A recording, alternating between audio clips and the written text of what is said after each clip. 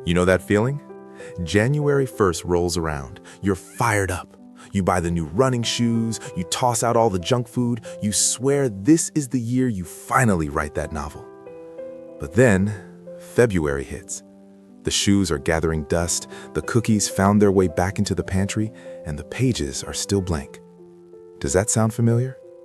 It's incredibly frustrating. It feels like you're spinning your wheels, putting in all this effort, sweating, sacrificing, but you're not seeing the results. You feel stuck. You might even start to think you're the problem, that you just don't have the discipline or the willpower. But what if I told you that being stuck isn't a sign of failure? In fact, it's actually a necessary part of the process. Let's visualize this for a second. Imagine you are sitting in a freezing cold room.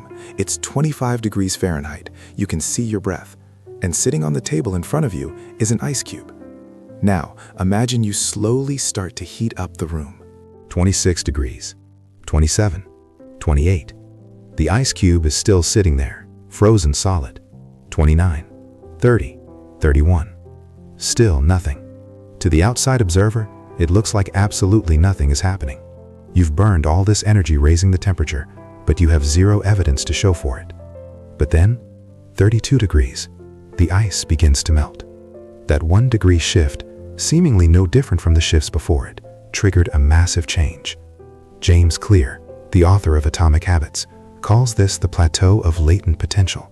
And this is where most of us give up. We complain about working hard and not seeing success, unaware that our work wasn't wasted. It was just being stored.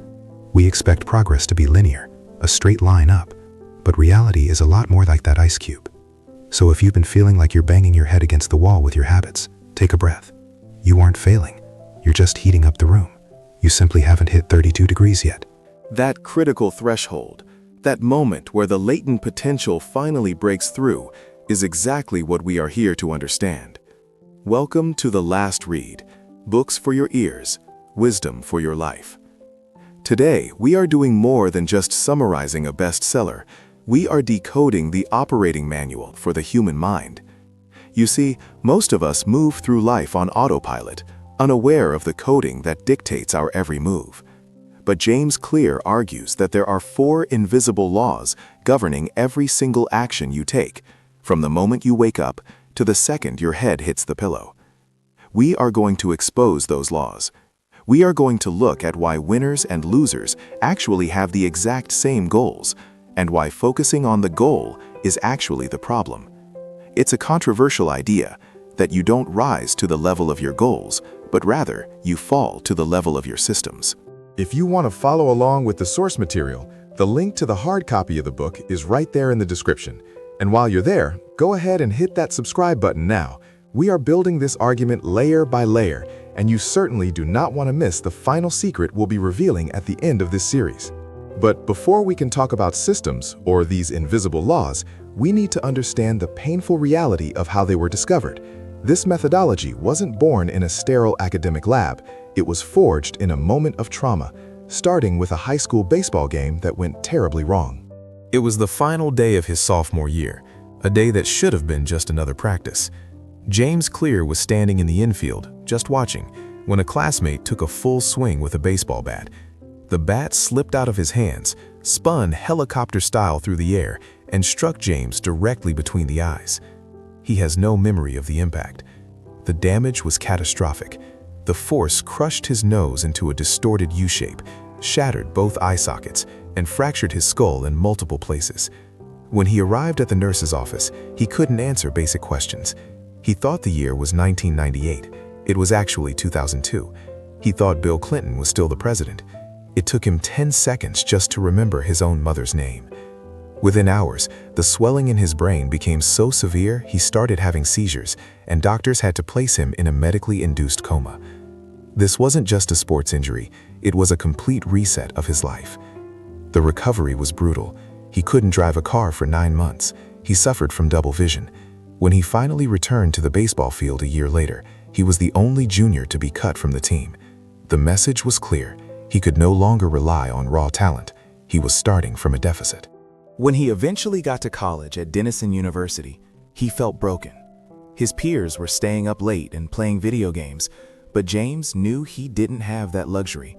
He was desperate for just one thing, a sense of control. So he started small, painfully small. He didn't set a goal to become a star athlete. He just set a goal to sleep early. He made it a habit to keep his dorm room neat and tidy. These weren't life-changing moves on the surface, but in the chaos of his recovery, they gave him a feeling of order. He started lifting weights, not to become a bodybuilder, but just to add a tiny bit of strength each week. And this was the accidental laboratory where Atomic Habits was born. He didn't know it yet, but he was testing a hypothesis that if you can't be a genius and you can't be a natural talent, you can still find a way to win by aggregating tiny, almost invisible victories. 6 years after that bat nearly killed him, James Clear was named the top male athlete at his university and an ESPN Academic All-American. He didn't get there by making one massive leap. He got there by understanding a simple mathematical truth about how small improvements compound over time. A concept that explains why a 1% change is virtually unnoticeable in the moment, but determines everything in the long run. And that math is where things get really interesting. That math is the concept of the aggregation of marginal gains. It's a bit of a mouthful, right? But the idea is actually incredibly simple, and it was made famous by a man named Dave Brailsford. Back in 2003, British cycling was, to put it mildly, a disaster. They had endured about 100 years of mediocrity. In fact, their track record was so unimpressive that one top bike manufacturer in Europe actually refused to sell them bikes because they were afraid it would hurt their brand if people saw the British team using their gear. That's when Brailsford was hired. His strategy wasn't to look for one massive, earth-shattering improvement that would save the team overnight. Instead, he looked for tiny 1% improvements in everything. They did the obvious stuff, of course, redesigned bike seats, lighter racing suits, but then Brailsford started looking in places nobody else was paying attention to. They tested different massage gels to see which one led to the fastest muscle recovery. They hired a surgeon to teach the riders the best way to wash their hands so they wouldn't catch a cold and miss training days. They even determined the precise type of pillow and mattress that gave each individual rider the best night's sleep, and then they hauled those pillows and mattresses to every hotel they stayed at. They even painted the inside of the team truck white. Why? So they could spot little specks of dust that might degrade the performance of the finely tuned bikes. Everyone else thought this was ridiculous. They were obsessing over the wrong things. But then, the math kicked in. 5 years later, at the Beijing Olympics, the British team won 60% of the gold medals available. 4 years after that, in London, they set 9 Olympic records and 7 world records. Brailsford proved that if you break down everything that goes into riding a bike and improve it by just 1%, you get a significant increase when you put them all together. And here is the specific calculation Clear lays out in the book, and it is staggering. If you can get just 1% better each day for 1 year, you'll end up 37 times better by the time you're done. 37 times. Conversely, if you get 1% worse each day for 1 year, you decline nearly down to 0. It's easy to dismiss a small action today because it doesn't seem to matter in the moment. If you save a little money now, you're not a millionaire. If you go to the gym for 3 days, you're still out of shape. So we think, what's the point? And we quit. But Clear uses this brilliant analogy of an airplane taking off from Los Angeles, heading to New York City. If the pilot adjusts the heading just 3.5 degrees south, the nose of the plane moves just a few feet. No one on board would even notice. But magnified across the entire United States, you don't land in New York, you land in Washington, D.C. That is a difference of hundreds of miles, all from a tiny shift at the start. So if the math is undeniable, and if we know that small habits compound into massive results, why do we still struggle to stick with them? Why do we start that diet or that business plan only to fall off the wagon 2 weeks later? Well, it turns out we might be focusing on the wrong layer of change entirely. We focus on what we want to achieve, but we forget to look at who we need to become. James Clear describes this shift using a framework he calls the 3 layers of behavior change. You can visualize it like the layers of an onion. The outer layer is your outcomes. This is what you get: losing 10 pounds, publishing a book, winning a championship. Most of the goals we set live right here on the surface. The middle layer is your processes. This is what you do. It's the gym routine you follow, the decluttering system for your desk, or the meditation practice you start every morning. But the core, the center of the onion, that is your identity. This is what you believe. It's your worldview, your self-image, and your judgments about yourself. Now here is where we usually get it wrong. Most people try to change their habits by focusing on what they want to achieve. They start from the outside and work their way in. But the most effective way to change your habits is to focus on who you wish to become. You have to start from the center and work your way out. Clear gives a perfect example of two people resisting a cigarette. Imagine you offer a smoke to the first person, and they say, "No thanks, I'm trying to quit." It sounds like a reasonable response, right? But listen closely. They still believe they are a smoker who is trying to be something else. They're hoping their behavior will change, but they're carrying around the same old beliefs. Now, imagine this second person. You offer them a cigarette, and they say, "No thanks, I'm not a smoker." It's a small difference, but the shift is massive. This statement signals a change in identity. Smoking was part of their former life, not their current one. They don't need willpower because they aren't trying to do anything. They are simply acting in alignment with who they already are. As Clear puts it, the goal is not to read a book. The goal is to become a reader. The goal is not to run a marathon. The goal is to become a runner. True behavior change is identity change. You might start a habit because of motivation, but the only reason you'll stick with it is that it becomes part of your identity. So every action you take is actually a vote for the type of person you wish to become. No single instance will transform your beliefs, but as the votes build up, so does the evidence of your new identity. But even if you know who you want to be, rely on willpower alone to cast those votes is exhausting. You can't just white-knuckle your way into a new identity forever. Eventually, you get tired. Motivation fades.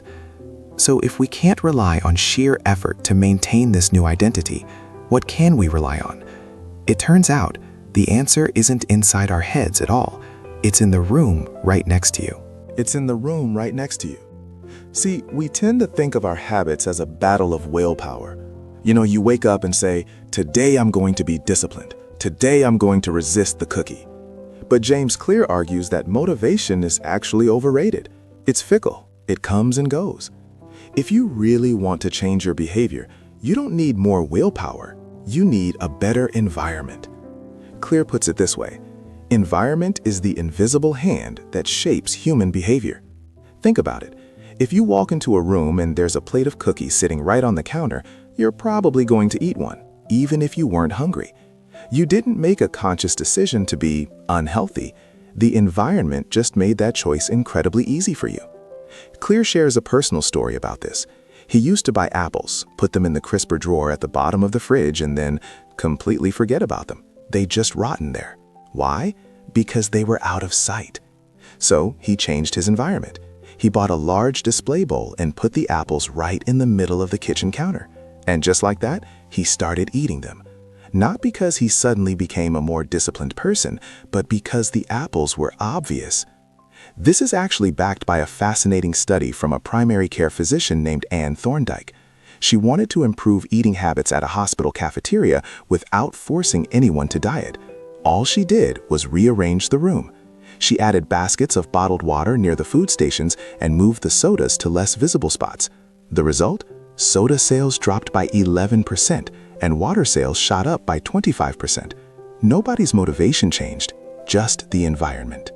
So, if you want to make a good habit stick, you have to make the cue obvious. If you want to practice guitar, don't keep it in the closet. Buy a stand and put it in the middle of the living room. If you want to drink more water, fill up a few bottles and leave them on your desk, on the coffee table, everywhere you look. But you can take this a step further. You can actually design your own cues using a technique Clear calls habit stacking. This is one of my favorite practical tools from the book. The idea is to pair a new habit with a current habit you already do every single day. The formula is simple. After current habit, I will new habit. For example, let's say you want to start meditating, but you can never find the time. You could stack it onto your morning coffee routine. So the rule becomes, after I pour my morning coffee, I will meditate for 1 minute. Your current habit, pouring the coffee, becomes the trigger for the new one. You're not relying on motivation to find the time. You're just riding the momentum of what you're already doing. Once you master this, you can start chaining them together. After coffee, I meditate. After I meditate, I write my to-do list. After I write my list, I start my first task. It takes the thinking out of it. You're building a system where the right action is the easiest one to take. But of course, making a habit obvious is only the first step. Once you see the apple on the counter or the guitar in the living room, you still have to want to pick it up. And that brings us to the engine of every habit, the craving. Why do we want what we want, and how can we trick our brains into enjoying the hard stuff? Well, it all starts with a little chemical called dopamine.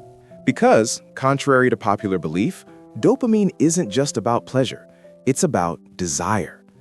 You see, for a long time, scientists thought dopamine was all about the reward itself, the feeling you get after you eat the donut or win the video game. But it turns out that's not quite right.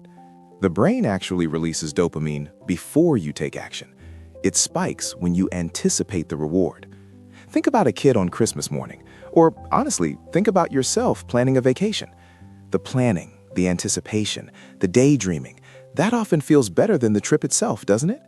That is your brain bathing in dopamine, and that spike is what drives you to act. So James Clear argues that if we want to build a habit, we need to hack this system.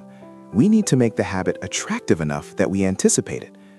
And one of the best ways to do this is a strategy called temptation bundling. The concept is simple. You pair an action you want to do with an action you need to do. There's a famous example in the book about an engineering student in Ireland named Ronan Byrne. Ronan knew he needed to exercise more, but like many of us, he really just wanted to watch Netflix. So, being an engineer, he hacked his stationary bike and connected it to his laptop.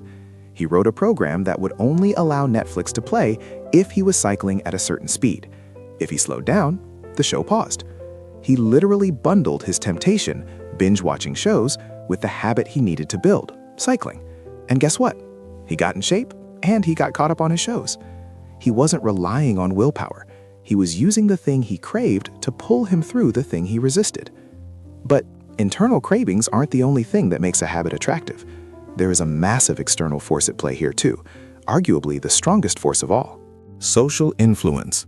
Humans are herd animals. We want to fit in, we want to belong, and because of that, we subconsciously imitate the habits of the people around us. Clear breaks this down into 3 groups: the close, the many, and the powerful. First, the close, your family and friends. If your best friend eats fast food every day, it's going to be very hard for you to stick to a salad. But if your partner runs every morning, you're much more likely to lace up your shoes. Then there's the many, the tribe. If you walk into an office where everyone leaves their phone at their desk during meetings, you'll probably do the same. We don't want to be the odd one out. And finally, the powerful. We imitate those we admire.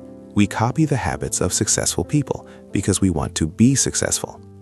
So, if you're trying to build a habit, one of the most effective things you can do is join a culture where your desired behavior is the normal behavior. Because when you see everyone else doing it, it becomes attractive to you too. Okay, so let's recap where we are. We've made the habit obvious with cues. We've made it attractive with temptation bundling and social proof. But there is still a problem. Even if a habit is obvious, and even if it looks appealing, you still won't do it if it's just too difficult. Human nature is funny that way. We are constantly looking for the path of least resistance. We want the result, but we don't want the friction that comes with it. And that brings us to the 3rd law of behavior change: make it easy. To truly lock a habit in, we need to stop fighting against our own laziness and start using it to our advantage. We need to look at the concept of flow. We need to look at the concept of flow and honestly, just admit something about ourselves. Human nature is to follow the path of least resistance. It isn't that we are lazy in a negative sense, it's that we are biologically wired to conserve energy. If there are 2 options and one requires less effort, we will almost always choose that one. It's just smart economics for the brain. So, the third law of behavior change, make it easy, is really about physics. It is about friction. If you want to build a good habit, you need to decrease the friction associated with it. You want to reduce the number of steps between you and the good behavior. For example, if you want to go to the gym, but the gym is 20 minutes out of your way, that is a lot of friction. But if the gym is on your commute home, friction is lower. If you lay out your workout clothes the night before, you've removed another step. You are clearing the path. On the flip side, if you want to break a bad habit, you simply increase the friction. You make it difficult. James Clear talks about how if you watch too much TV, unplug the television after you use it. Better yet, take the batteries out of the remote. If you have to put batteries in every time you want to turn it on, suddenly watching TV feels like a lot of work. You'll probably just grab a book instead because, well, it's the path of least resistance. Now, even if you reduce the friction, starting can still feel overwhelming. You look at a task like read 30 books this year or run a marathon, and your brain shuts down. It's too big. This is where James Clear introduces the 2-minute rule. The rule is simple. When you start a new habit, it should take less than 2 minutes to do. You are scaling the habit down to a gateway habit. Read before bed becomes read 1 page. Run 3 miles becomes tie my running shoes. Study for class becomes open my notes. It sounds almost silly, right? Like, what is the point of reading just 1 page? You aren't going to learn anything from 1 page. But the point isn't the reading. The point is to master the habit of showing up. There is a brilliant quote in the book that sums this up perfectly. You can't improve a habit that doesn't exist. We often obsess over doing things perfectly, finding the best workout plan, the perfect diet, but we never actually start. You have to standardize before you can optimize. You establish the habit first, even if it's just for 2 minutes, and then, once the art of showing up is automatic, then you can expand it. So, we have made the habit obvious, we have made it attractive, and now, using the 2-minute rule, we have made it easy. But there is one final piece of the puzzle. Because even if a habit is easy to do, you won't stick with it for the long haul if it doesn't feel satisfying. We need to talk about how the human brain processes rewards, and specifically, the problem with how long we have to wait for them. You see, there is a cardinal rule of behavior change. What is rewarded is repeated. What is punished is avoided.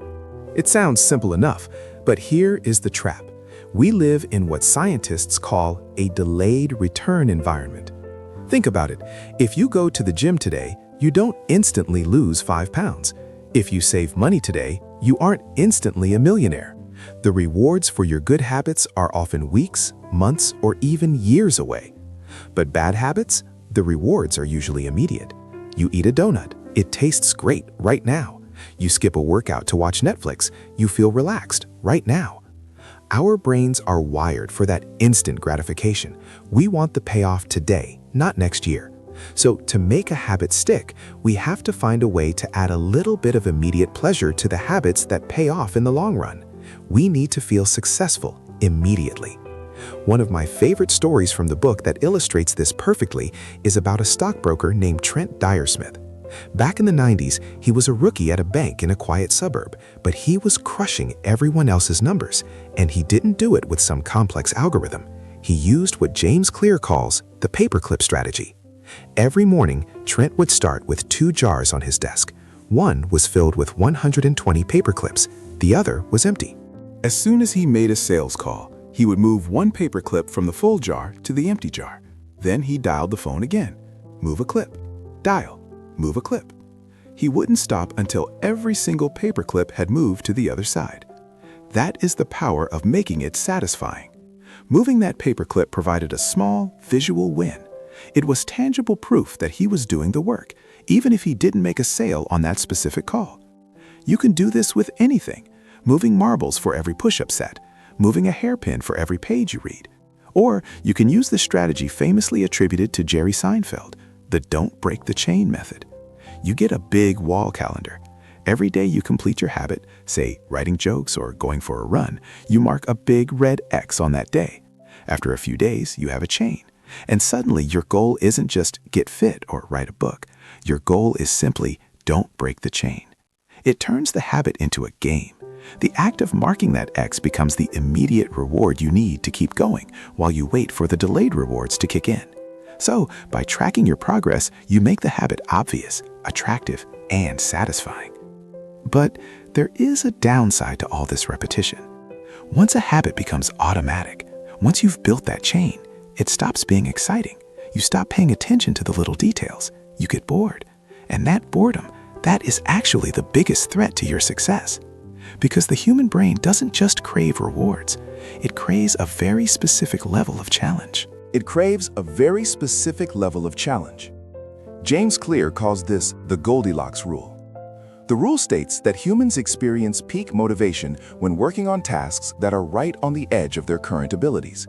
Not too hard, not too easy, just right. Think about it like playing tennis. If you play a serious match against a 4-year-old, you're going to get bored. It's too easy. You win every point without trying. On the flip side, if you try to play against a pro, say Serena Williams or Roger Federer, you're going to get demoralized. It's too hard. You'll never return a serve. Good. If you play someone who is your equal, someone where you win a few points, they win a few points, that is when you engage. Your focus narrows, distractions fade away. You are fully invested because victory is possible, but not guaranteed. That is the sweet spot. That is just manageable difficulty. Clear uses the comedy legend Steve Martin as a perfect example of this. We tend to think Steve Martin was born funny, but in his autobiography he says, 10 years spent learning, 4 years spent refining, and 4 years as a wild success. For years he performed in empty clubs, but he kept his motivation by following the Goldilocks Rule, even if he didn't know it at the time. He didn't try to headline stadiums on day one. He just tried to make his act 1 minute longer than it was the year before. He kept the challenge right on the edge of his ability. However, there is a trap here, and it's something we touched on earlier. The upside of habits is that we can do things without thinking. The downside is that we stop paying attention to little errors. You see, once a skill becomes automatic, you stop improving. You assume you're getting better because you're gaining experience, but often you are just reinforcing your current habits, mistakes and all. To become truly great, to reach the level of Steve Martin, you need more than just repetition. Clear offers a simple formula for this. Habits plus deliberate practice equals mastery. You need the habit to make the action automatic so you have the mental space to focus on the details. But then you need deliberate practice to refine those details. You have to remain conscious of your performance. And this brings us to the final piece of the puzzle, the realization that stops most people from maintaining their habits for the long haul. We often think of success as a mountain we have to climb. We think once we reach the peak, we're done. We can relax. But the truth is, success is not a goal to reach or a finish line to cross. It is something entirely different.